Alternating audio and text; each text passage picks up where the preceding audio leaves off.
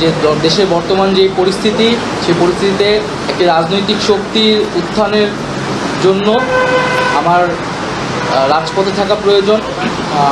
আজ দুপুর 1টার সময় আমাদের প্রধান উপদেষ্টা কার্যালয় যমুনাতে আমাদের উপদেষ্টা পরিষদের একটা অনানুষ্ঠানিক বৈঠক ছিল এবং এই বৈঠকে আমি আমার একটা ব্যক্তিগত বিষয়ে আলোচনা করেছি এবং আলোচনা সাপেক্ষে আমি প্রধান উপদেষ্টা বরাবর আমার পদত্যাগপত্র জমা দিয়েছি।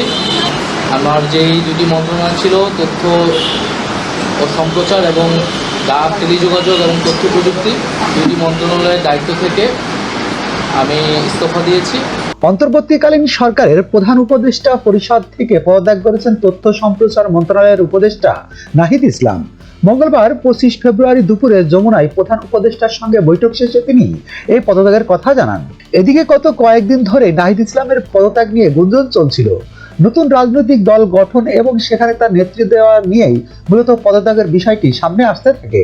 ইতিমধ্যে 28 ফেব্রুয়ারি নতুন রাজনৈতিক দলের আত্মপ্রকাশ হওয়ার ঘোষণা দেওয়া হয়েছে। সেই জন্যই আজ পদত্যাগ করেছেন নাহিদ ইসলাম। নতুন দলের নাম না জানা গেলেও এর নেতৃত্ব থাকবেন নাহিদ ইসলাম ও সদস্য সচিব হবেন আক্তার হোসেন। এদিকে নাহিদের পদত্যাগের ঘোষণার পরে ফেসবুকে একটি পোস্ট করেছেন জাতীয় নাগরিক কমিটির মুখ্য সংগঠক সারজিদ আলম।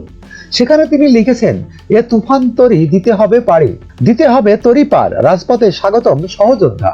উল্লেখ্য, ছাত্র জনতার অভ্যুত্থানের মুখে গত বছরের 5 আগস্ট হাসিনা সরকারের পতন হয়। এরপর 8 আগস্ট শান্তিতে নোবেল বিজয়ী অর্থনীতিবিদ ডক্টর মোহাম্মদ ইউনূসের নেতৃত্বে অন্তর্বর্তী সরকার গঠিত হয়। সেই সরকারের উপদেষ্টা হন নাহিদ ইসলাম। ASBD 24, সত্য প্রকাশে প্রতিশ্রুতিবদ্ধ। চ্যানেলটি সাবস্ক্রাইব করুন।